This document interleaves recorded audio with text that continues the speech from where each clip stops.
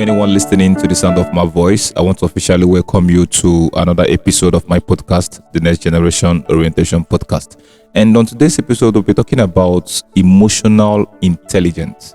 Emotional intelligence is just like you being able to manage your emotions and understand the emotions of people around you, because it gives you this sense of having a very good relationship skills, managing relationship with people, because people differs and the way people see things are different from the way you see things.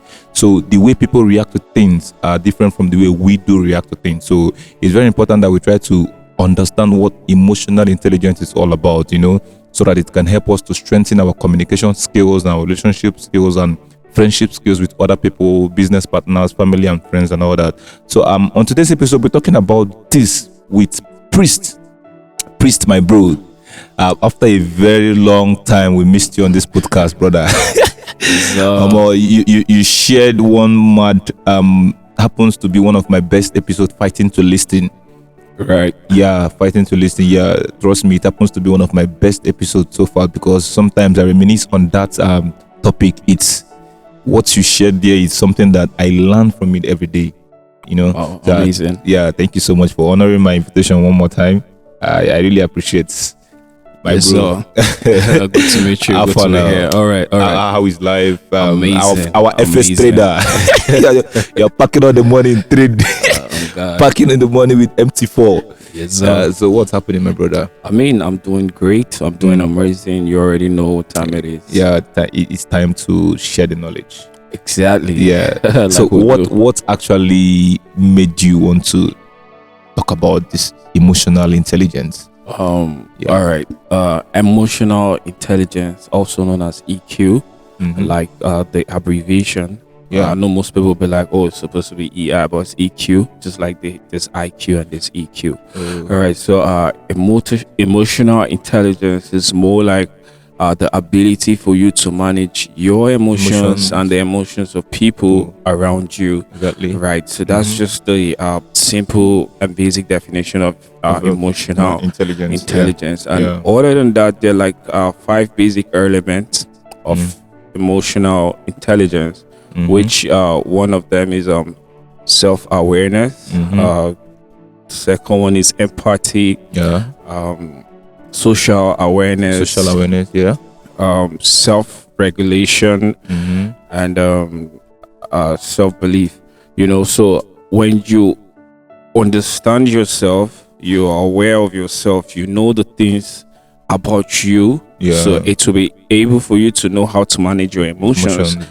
Somebody that's not self-aware might not even know the things that triggers them and things that don't trigger them, and this is why you see some people overreact. So you need to know you need to know so much about yourself before you be able to manage these emotions, and also know so much about when you know so much about yourself, it will help you manage the emotions of other people.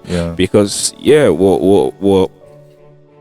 all created in the image and likeness of God. So if you can actually tell what's going on your inside, you can use that to discern what's going on the inside of someone else, person, know. And another thing again that is very, very important in the element of emotional intelligence is empathy. Having the ability to understand somebody else, putting yourself in their own shoes. I mean, somebody might come relate to you. Somebody might come to you today and tell you, oh, I just lost my job, or I just lost a family member.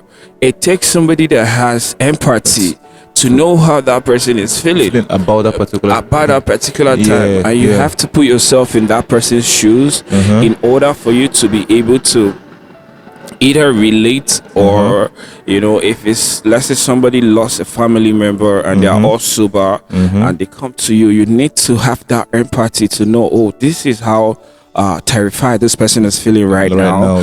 So for you to know how to manage their emotions, how to be emotionally available for them at the time. Because if you don't have empathy, then things might not really go smooth, because the person might be coming to you as a shoulder to lean on, and then you're all about the place, so something like that. So having that element of emotional this 5 elements of emotional intelligence It's very key. is really, really cogent for us to be able to navigate within and around our society. Yeah, definitely. You said it, because I think one thing our society make mistake in its emotions is, someone said emotion is the weakest part of a being, human being, humanity. You believe so?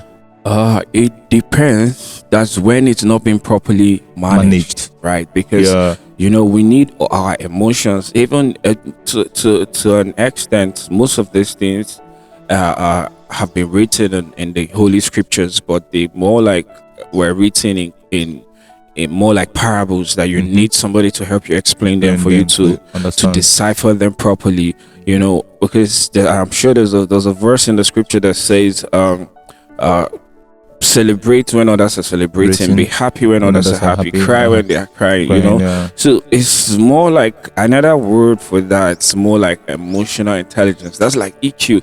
Be able to, when people are in a particular mode or in a particular situation, you need to have that emotional intelligence to know that, this is what you need to do. Just more like when you go to the room, you act like the Romans.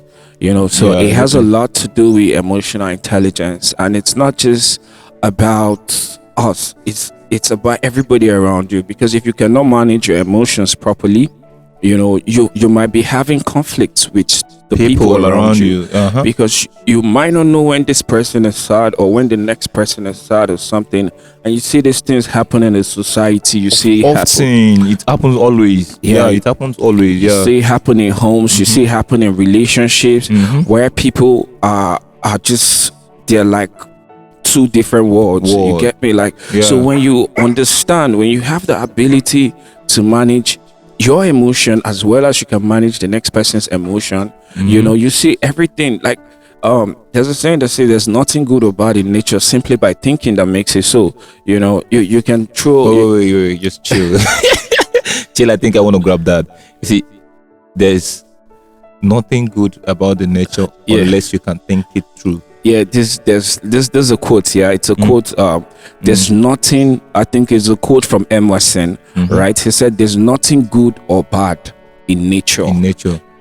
Except your thoughts that makes it so." Right? There's nothing good or bad in nature except your thought that makes it so. Right? So, let's say, for instance, let me just use a universal layman explanation for Nigerians or something. Let's say, for instance, somebody tells you your father, for instance, you can be like, "Oh, my father is at home. He just came back from Dubai." And you guys go smile, laugh about it, and then somebody somewhere in the street or bus stop of Lagos, and you tell them your father, you get me, like, and then there's madness. Exactly. So these are like the same word, but two different people, two different emotional managements, two different reaction. Exactly. You get me? So when you understand the fact that everything starts with our thought process. You get me? So managing emotions also has a lot to do with our thought process. You get? So when you have the ability to manage emotions, you think through things and see, this thing really, there are people that just come to you and just talk about problems, and when you come out and look at it from an outside the box, you look, there's nothing really wrong here. What was all of these things? You're worried, you're bothered about a particular thing that means nothing. Exactly. You get, and some people carry worries. There's another thing I really want people to know. Look, 92% of the things we worry about are totally not necessary, useless. Yes. Let me use a more serious word. They are stupid stuff. Exactly. 92%. Look, 95%. Even. You get me? Necessary. So I mean, you hear 50% of what people think about are things that had already happened in the past that can never be changed. They cannot tie it. It has happened. Maybe somebody took your spouse, somebody took your money, or somebody traveled with something that you can never get it back. It's gone. 50% of people's worries. You get me? About the past. You get me? And the other 40% are probably things they can never even change. You know, they're being worried about, oh, right now I need $1 million, and they don't even have a job. Instead of thinking about how to get a job first, they're thinking about how to make $1 million, when you know There's no skills or it's almost impossible, you know. So like, and when you bring it down, you just find out that it's only 8% that are like legitimate worries, which are like, oh, what am I going to eat my next meal, or what's, you know, what's my shelter, where am I going to sleep tonight, or those are like legitimate worries, you get me? And if you check, it's just 8% out of 100% of people's worries that are legitimate, you get me? So like, it has a lot to do with how people manage their emotions, because when you have a burden of things worry you, you'll not be able to manage your own emotions. And when you're unable to manage your own personal emotions, you can't manage people's emotions around you. And that's where you see too many conflicts happening. Somebody said this, and before you know, it transcends to this. There's violence here, there's troubles, different situations happening across the globe, Israel, Gaza, and all of those things, due to lack of management of emotions, emotional intelligence. There are other ways we can resolve things without violence or conflicts. But when we have failed to manage our own emotions, we just feel, oh, this person is trying me, this person is calling my father, right? Let me show him I can deal with him. This thing happen often in the and street, it goes crazy. Yes, this thing happen often in the street, and it causes a lot of conflict that I sometimes I would just wonder, this will not be anything now. I don't know if you understand. Yeah, people like, for me, like, I feel just days after my game now, I bless something they worry you, Chris. You feel me? I don't know if you understand. It's just a normal vibe, you understand? Then you tell someone else, okay, bless something they worry you, Chris. The person started thinking deep about something that is not necessary. Just like you said, something very stupid. You feel me? So I don't know if you get. So emotional intelligence, I think it's really affecting our society to an extent that, you know, the problem is the best way to solve a problem is when you actually realize the problem. So what about those that don't even realize that this is actually a problem? You know, that's absolutely bizarre, because not knowing a problem is actually the core cause of every problem. Exactly. You get me? Because I mean, the problem is not even the problem until your reaction of the problem. That's what makes the problem a problem. You get me? So I mean, there might be somebody right now telling you, oh, I need 100K, I want to pay my school fees, you know, and then that's the problem, you know, and then the person calls somebody, oh, can you raise this amount of money for me? And the person goes around being worried, being bothered about the fact they can't raise that money, or you know, trying to do every other crazy means just to raise the money.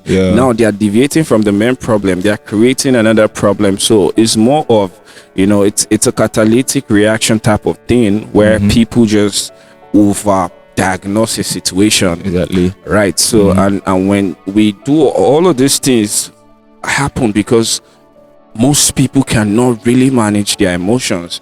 Right. Exactly, most people cannot really manage their emotions. And this and it also boils down to 95% of the masses don't really think. And that's why they can't manage their emotions, because when people say words to you, you need to sit back and relax and think about it. You know, have an overhaul of what they're saying, process it. The thing is, thinking is also is a skill. Wow. Yeah, I found out that thinking is a skill. Some people just have thought process in their head and they think they are thinking. You know, they just have a bunch of another one things just moving in their head. Oh, I need to go to Lagos, I need to go to London, I need to go to that. Just a thoughts. They just have things, just thought processes just occurring in their brain, you know. But the act of thinking is more like meditation. It's a skill, thing, you know. You have to focus on something, and oh, this is it. Oh, there's a situation now. What are the possible 3, 4, 5, 6 solutions that we can profile to solve this problem? You know, oh, if option 1 is not obtainable, let's try option 2, option 3, 4, 5. There's no how you go through 5 probable solutions and you won't solve this particular situation. So, you know, thinking is a skill. It's just like making money is a skill.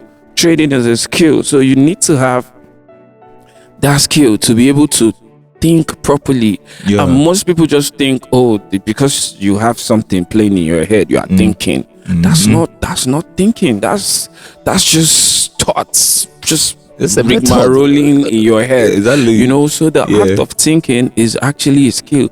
And I tell you this thing, the act of thinking, 95% of the globe right now don't even understand that skill, don't understand the act of thinking. They can't really think. They just have a bunch of thought processes in their head, and they think, and they mistake that for thinking, you know. So when people really understand the act of thinking, you see that when you want to think, you quiet all the noise in your head, focus on a particular thing. If it's a problem, think 5 to 10, 15, 30 possible solutions, analyze them, get them written down, you know. Try, see how you profile this 1 to 100 solutions to that problem, and see if one don't solve it, then you try the next one.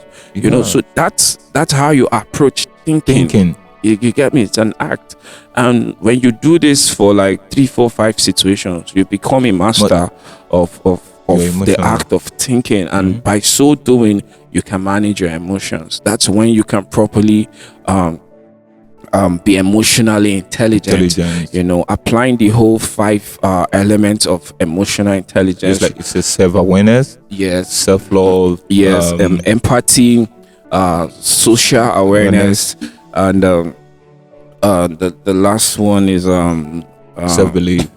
So you know, when you have this social awareness, I mean, you're in a particular place, you need to know how to relate with people, you know. So all of these elements join together, you know, your self-awareness, you're aware of yourself, you know the things that hurt you, you know the things, because you know, when you know the things that hurt you, you can communicate that to whoever you're with, either your partner, your business associate, or your friend. And when you communicate that with them, they help you by not even trying to do those things. But people don't even know what it is they don't like, what it is that hurts them, what triggers them. And when the person next to them does something like that, they just throw fire and brimstone to them, that why will you do this? Don't you know I get mad whenever you do this? But you fail to communicate. In a real sense, they don't even know. You get? And when people don't know your boundaries, they are bound to cross your boundaries. So technically, I think emotional intelligence has a lot to play in our everyday life. It has a lot to play in how we relate with people, how we manage our emotions, manage other people's emotions. It has a lot to play with how we relate with everybody within and around us in the society. There is something that kind of bothers me lately. So I try to put a difference between emotion and conscience. You know, so I try to figure out that, okay, conscience is something that makes you to sometimes, you know, like I said, someone said that emotion is the weakest part of a human, because emotion makes you to do what might be good but not right. Conscience helps you to know the right and the bad. You have conscience, you know that this is good and this is bad. It's your conscience. But emotions will make you to compromise the good, because this person is my guy, but he did something bad. But emotion trying to overpower the conscience of you, trying to know that this is bad, but from the emotions, so it kind of weakens you. I'm trying to get that scenario, and I think it is something that makes sense, differentiating emotions from conscience, you know. Because conscience helps you to get it either right, tells you this is right or good. Then emotions helps you to maybe do something good that is not right. I don't know, okay, just to buttress on that, right? You see, conscience, just like there are 5 senses of the body, which is the sense of feel, touch, eyes that see, nose, smell, and all of those, right? That is same how we have the 5 senses of the soul, like the five The senses. soul. Yes, Yes. you know, that's how we have the five senses. Because I mean, I believe a man is made up of the body, his soul, And the spirit. and his spirit. Yeah. You get? So the way we have the five senses in the body, same we have five senses in the soul, and the same we soul. have five senses in the spirit. In the spirit. Right. So emotions is One of it. one of the senses of the soul. Why your conscience is one of the senses of the spirit. Wahoo. You get me? So yeah. right. So this two, they have where they are dominant, like they play their roles separately, right? So so your conscience is more like a spirit being. The spirit God. Yeah. That, you know, that's the only thing you can really lie to, you know. Yeah, your conscience. It knows you, like, yes, this is you. Yes. It knows when you, for instance, for somebody that's never done something terrible in their life, if they do it for the first time, your conscience is gonna eat you up. You can run, you can lie to the world, but you can't lie to it. You get me? So it's gonna keep eating you up. It's gonna tell you, oh, you just committed a murder. Like, really? If somebody's blood is on you right now. So you get me? So your conscience, it's there's a sense, you know, it's a sense of the spirit that's gonna eat you up until you either turn yourself in, or you confess, or you know. But then again, this is how it works. When you do it over and over and over and over, it leaves you alone. You get it stays quiet. It doesn't interfere with your situations. It just knows, oh, this person is now like this, is now cancelled. Just because it doesn't, the conscience doesn't wanna the conscience has so much to do with the subconscious that it doesn't really wanna meddle. It doesn't talk to you when it knows you're not going to listen to it, you know. So when it talks to you, for instance, you take somebody's money, for instance, and maybe that person is the family, and the person keeps asking, who took this, your conscience will keep telling you, better say it's you, you know. So except you throw yourself in and say, oh, this is it, and that's it, you get. But if you fail to do that and you repeat acts like that over and over, the conscience leaves you alone.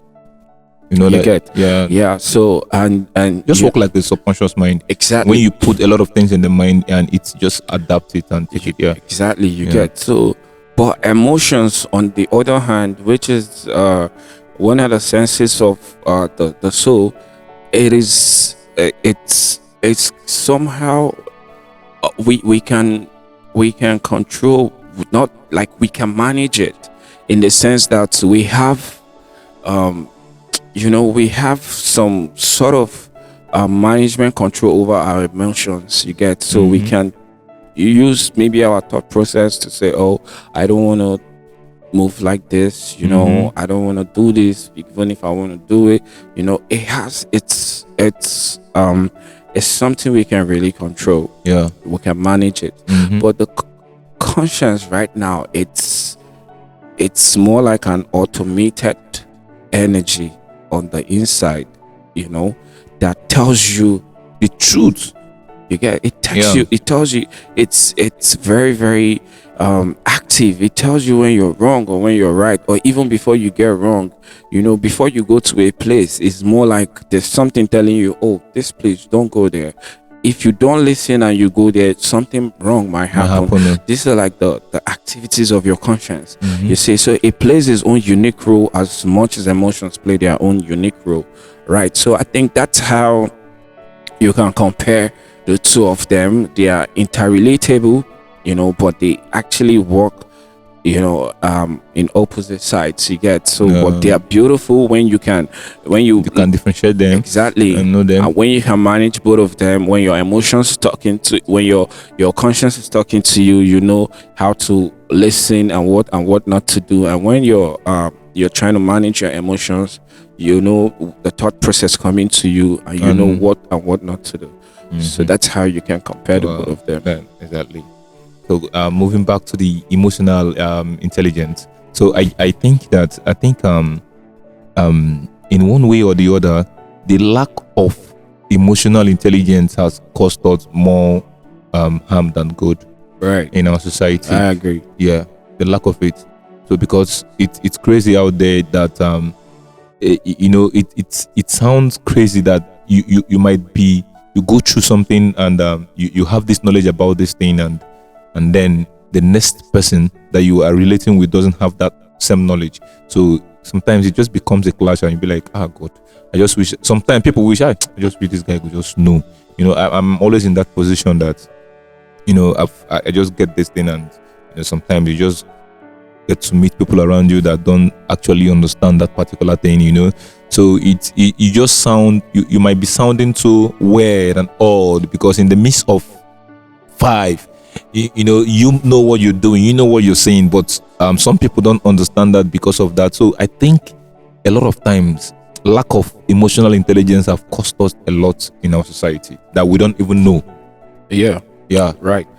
So because most people don't even know themselves. You get, because all of this starts with self-awareness. Many people don't know themselves, and look, when you and anybody gets into conflict, it's not them, it's you. Like, let me personalize it. If me and you get into a conflict right now, it's not you, it's me. Do you understand? Everybody, the world is designed right now to say, oh, my uncle didn't help me, that's why I'm not successful. Oh, I didn't go to school, that's why I'm not educated. Oh, I didn't have anybody to invest in my career, that's why I'm not successful. No, it's not them, it's you. Do you understand? What have you done for yourself? Do you understand? When we stop pointing fingers, when we stop saying, oh, it's this person, it's that person, it's this person, is you, is your sister, is your, you see people break up in relationships and they say, oh, no, it's her. You ask the wife say, oh, it's the husband never provides anything. You ask the husband say, oh, it's the wife, she's never appreciative. When I bring $100 or $1 million, she's And you found out the problem is not just anything. You get me? So all they need to do is, if only they could manage their emotions, if only probably they were emotionally available. You need to be emotionally available. Of all the 5 elements of emotional intelligence, the one I find more striking the most is empathy. Did you see, like I defined it earlier on, understanding, putting people in your shoes is going to help you solve more problem than you can ever imagine. Do you understand? If somebody comes to you and tell you an honest, genuine situation or a problem, right? Imagine yourself being in that situation. What would you do? Whatever you will do should be the start course of advice you might give those people. Exactly. Do you understand? Yes. I have somewhere in one of my journals I wrote, if I'm in a situation, the first question I ask is, what will God do?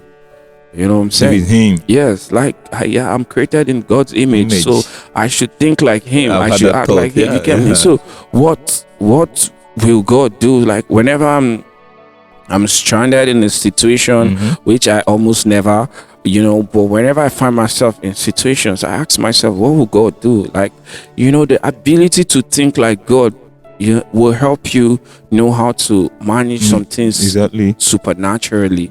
And that's what's much about it. And just to add to it, like, people need to know that managing of emotions is super vital. It's going to help a lot of situations already happening in the country. It's going to solve maybe 50 or more than that number of problems. And just to say this, right, having $1 million is not really the essence of life. Like, having $1 million, having a flashy cars, those are not the essence of life. Trust me. Like, do you know the essence, the real essence of life? Fulfilling a purpose. That's impacting humanity. Oh, well, that's close to it. The real essence of life is not oh, you are super rich, you have millions or billions in your bank, or you're driving a very, very flashy car, Ferrari, Bugatti, you're living in a 12-bedroom mansion. And all those that. those are not the essence of life. The real essence of life is really living a good life, really waking up and living a good and fulfilled life. You know what I'm saying? Yeah. Like, when you're progressive in what you're doing, that's what makes you successful. And when you live a good life, what I mean by living a good life, the things you need to do that are good, do those things. You know what you need to do in order to advance you from point A to point B without hurting or harming anybody. Do those things. Those are like those basic things. Those are the essence of life. Those are like the reasons why those are the reasons why I believe are part of the purpose we were created. Because when you're living a good life, you need to eat healthy meals, eat those meals. Yeah. You need to drink good water, drink good water. Yeah. You need to exercise in the morning. Do that exercise in the morning. You need to be up on your business every day. Be on it. Like, those are like the essence of life. And I believe living a good life is really, really one of the key elements of that. Yeah, the real key element to life. And you need to be emotionally aware of all that. You need to be emotionally available. You need to be socially aware. It's very important. You need to have empathy. You need to believe in what you're doing. And with all of these elements, I believe within us and around us, we can always make the world a better place. This is key. Emotional intelligence, it is key. It's something that we need to be. This is, we just talking about it and it sounds, emotional intelligence. But if you actually come to think of it very deep, you find out that it's really causing a lot of problems in the society. Sometimes emotion could make you do some things that I call sentiments. It could make you, emotions could bring in sentiment, So for me, you're trying to, okay, for example, emotion makes you not to sometimes people that are not emotionally intelligent makes people not to be able to be genuine to people or to tell people the truth, because they are trying to understand, if I tell this thing now, how would this person feel? But I want you to feel what the person will get for you telling the person that stuff. How is the person? Just for example now, somebody is driving 180 speed. I don't know if you understand. And you are in the car and you meant to tell this person, bro, I think you have to drive 80. So you're trying to consider, if I tell this person now, if he tell me, say, make I come down from in car. I don't know if you understand. So emotion makes you think. But reality is that being emotionally intelligent, bro, emotion intelligence makes you like, bro, this my guy will drive 120, 180 or more, and I saw the guy flash that. Like, I don't know how. Like, everybody have their pattern of putting that in, but the most important thing is that at the end of the day, you are able not to add sentimental emotions. Just pass the message, make it clear, make it understand. If you love people and you respect people, you have to be honest with people. You understand? No sentimental emotions. Just being emotional intelligence is just, can you relate? Okay, if you put yourself in this person's shoe and you find yourself doing this thing that this person is doing, how would you feel? Right. Yeah. Something like that. Yeah. So for in general, just an advice, like a summary, an advice. So let's just give the audience an advice in general about emotional intelligence. Just a summary of everything. All right. My general advice is gonna be emotional intelligence is one of the wonders of life, because once you tap into it, it's going to help you understand the fact that everything starts with you. Everything starts with you. Yeah. If there's a problem in wherever you are, see, yourself should be the first point of blame. Don't pointing fingers outward is not going to create, only going to create more harm than good. Exactly. Right? So when you start with yourself, analyze your emotions, be self-aware of yourself, know the things you're doing wrong, know the things you're doing right. Yeah. So once you can understand who you are, the you inside of you, you need to know that you, because trust me, the you that worth $1 million is different from a you that worth 100 million. It's different from a you that worth 1 billion.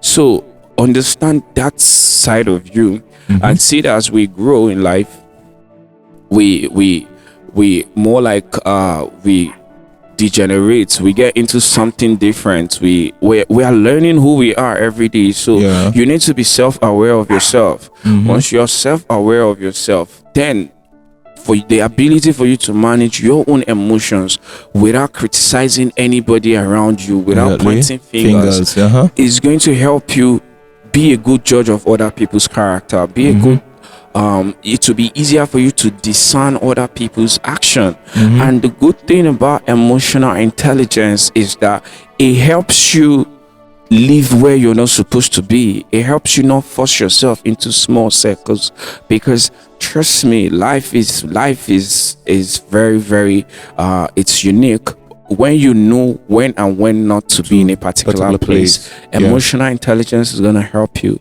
Then you're working hand in hand with your subconscious, your intuition, your conscience, you're managing your emotions, so you really, really, really need to be self-aware of yourself.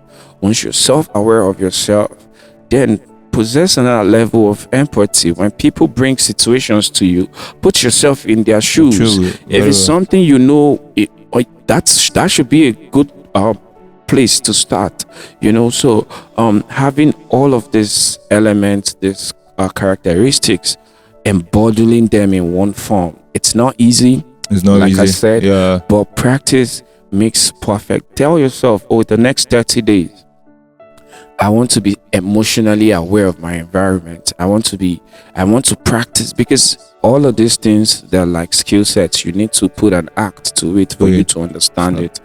Tell yourself, the next 30 days, I want to be emotionally aware of wherever I find myself. I want to be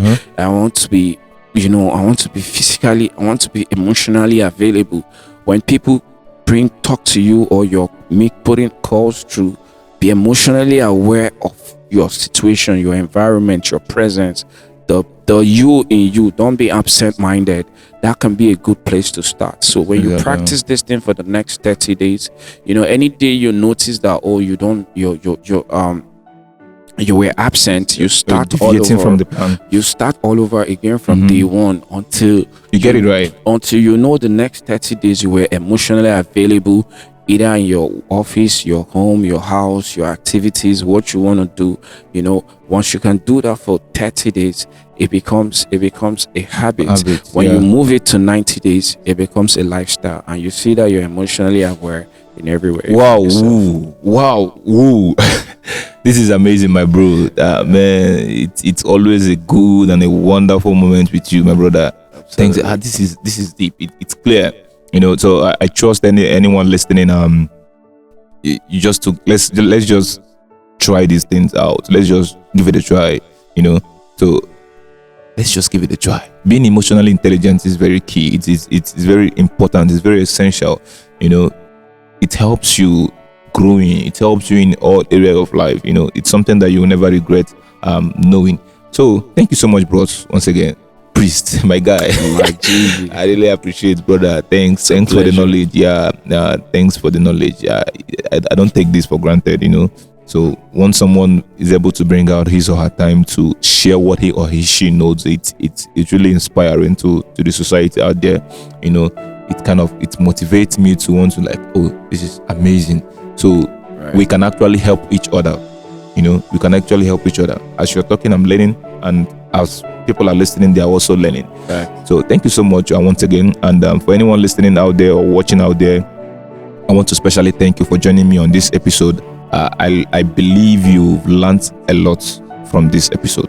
So thank you. Keep it on with me, and I would love to see you on the next episode. God bless you. Oh, my bro.